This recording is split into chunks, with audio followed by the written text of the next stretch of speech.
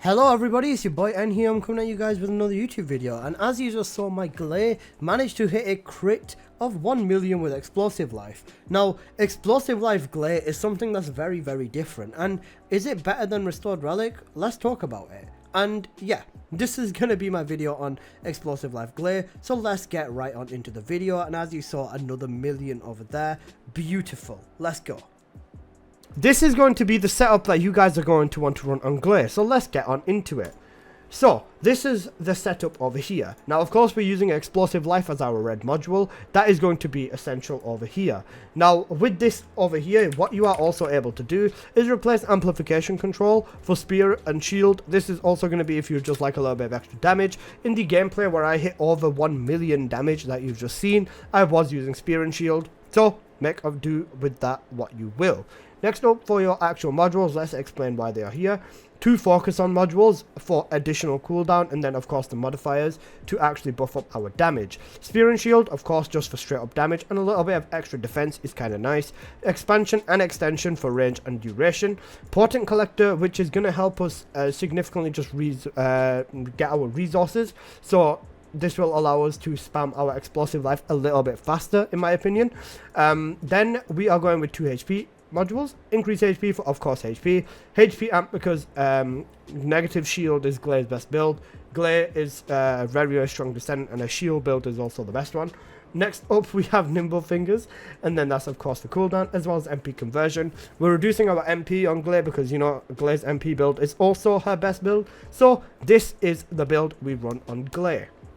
So next up, let's talk about our reactor and external components. For the reactor, you're still going to want to go with cooldown duration up. This is just Gley's best reactor, so you always want to use it. I have put hand cannon mounting and hand gun mounting on here, so I'm able to use it with the 2 weapons that I'm going to talk about a little bit later in this video. So yeah, that's all good. Next up, for your damage, we are going to be using Slayer set because skill cost does not mean crap to Gley, especially with this setup. So we are going with the Slayer set.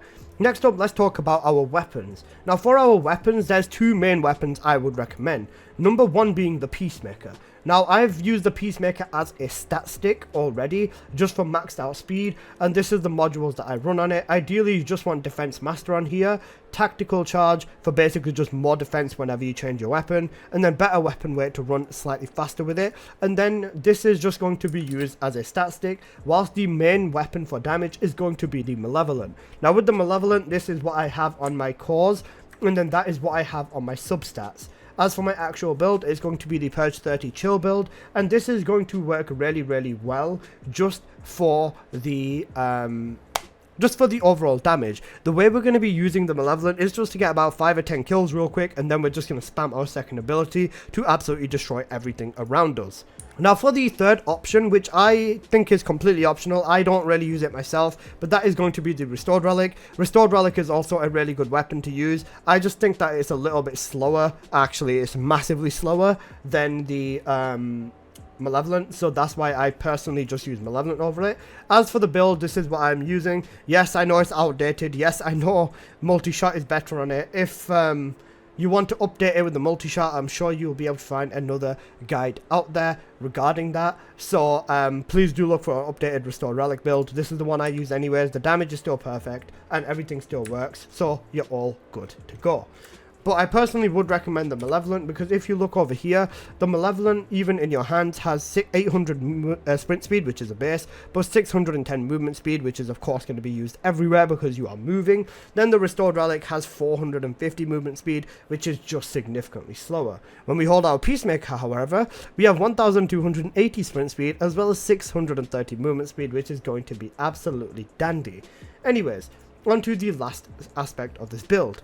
Now, for the final aspect of this build is going to be the Arcade Tuning Tree. Now, with the Arcade Tuning Tree, this is what I have set as a base. Now, this is the tree that you are going to go with, regardless of what you are going to do. Now, you've got 2 options over here. Number 1 being go down to get yourself additional HP if you would like additional HP. Option number 2 is going to be going up and getting additional cooldown. Now, either one of these work perfectly fine. My personal preference is the cooldown, but if your personal preference is the HP, that would also work better. You'd survive a little bit better. Simple as it gets for the tree. So, that is the setup on that's the setup on Gley. So let's run on into some more gameplay. Now let's talk about some solo gameplay. Now I do think this build generally doesn't work the absolute best in solo. I think this build is more so designed towards co-op. For solo, you wouldn't be able to use the Peacemaker, getting that damage buff out of the Peacemaker. So what you would be doing is essentially using the Malevolent. Now with the Malevolent there's still absolutely zero issues, but I feel like this build is more so of a do your damage and then let the ability pick up after the mess and just deal with the last bits of scraps, if that's the best way to word it. I don't think it is, but I think that this is more so a still do more damage with your weapon, but you can just spam your 2 if you are lazy, more sort of style of build. But the way that this would work in solo is you still need to shoot some enemies so that they do drop the orbs. Then once they do drop the orbs, then you can just spam your second to absolutely delete them. Now the biggest downside of this in my opinion is the fact that you can only get 10 orbs dropping at once. If this was double to 20, this would be a lot more viable for a mobbing option. However, 10 just feels a little bit too limited in my personal opinion. Either way, you're going to need to, in solo at least, do some damage, get some kills, and then let the explosive orbs take over from there. Restored Relic might be a little bit better than Malevolent, but I personally prefer using the Malevolent because you move significantly faster with the Malevolent. But that's just my personal take, and don't worry, I will show you some gameplay in public because honestly, this build is designed significantly more for public than it is for a private lobby. So let's skip over a little bit ahead into the dungeon bosses to show you how this deals with that. So, for some solo dungeon bossing, you're using the Malevolent, you're really not going to struggle, and once the cogs go from elite to elite, you're basically bowling. Now, again with this, you could honestly just use Gley's second ability, but is there very much point to using it in this instance? I would say not really. Like, with the Malevolent, you're not really going to stop and struggle because the way this build is designed, you still have almost, if not perfect uptime on your ability, your third ability, so you've still got infinite ammo as well as having all of this alongside it. But you know, we rip the bosses apart, that's not an issue. Next up, we've got some Sigma Sector gameplay. Now, even despite me having an SMO in the lobby and a Freyner, Gley still absolutely rips everything apart. As you can see here, I've just gotten some kills just to make sure that I'm getting them. Then I just spam my second ability with the Peacemaker in my hand, so I do end up getting that damage buff. Now, you can see with this, when other people or other members in your lobby are killing the enemies for Gley, using Gley's second ability here is significantly more effective. You can actually spam your second ability properly with this if there are other people in your lobby. So this is why I primarily think this build is more focused towards group play. It does work in solo, but it is just better in group play. Over here, I just wanted to just rip everything apart with the Malevolent here. SMO went in and hit his numbers, so, you know, I don't doubt that they were high as hell, but you can see that this works really well over here, and even with Malevolent in hand, spamming your 2 will still get you a lot of kills across the board. Overall, this is just a very strong build that I honestly think is really worthwhile to invest in. Now, let's keep going with this Sigma Sector gameplay because it's just gonna get better from here. Like I said, once other people are taking care of the kills for you, this is where this build really shines. And you can see here, I'm just hitting everything. Whenever there's a mob that's died and it has dropped an orb, it's just great. And ideally, you just want to be spamming this just because as soon as the orbs spawn, it's only limited to 10 and you want 10 more orbs to spawn, so you just want to keep going ham with it.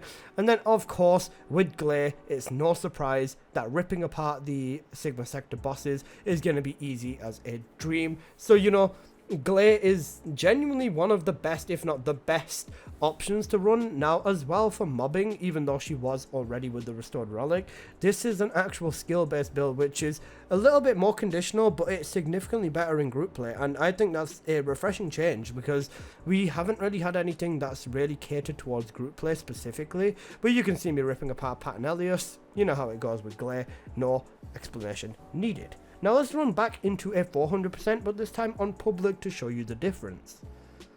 Now, in a public lobby, is this any different? And I'm actually going to say yes. You can see with this gameplay, my Potent Collector kicked in quite nicely, and I got my kills immediately, and I just explosive Gley everything. It was so fast. That is a great way to start the game. Then even with this, just once I've got a few kills and I'm able to hold on to the Peacemaker because there's other people doing damage, you can see me already nearly hitting a millions and just wiping everything out. This is a great build. Honestly, I really do recommend this, and I think that this is just a great style for Gley as well. Gley is already a monster with weaponry, so you know, this just makes him more fun with skill-based abilities, and it's a really refreshing change like I already said, and I personally really enjoy using this build.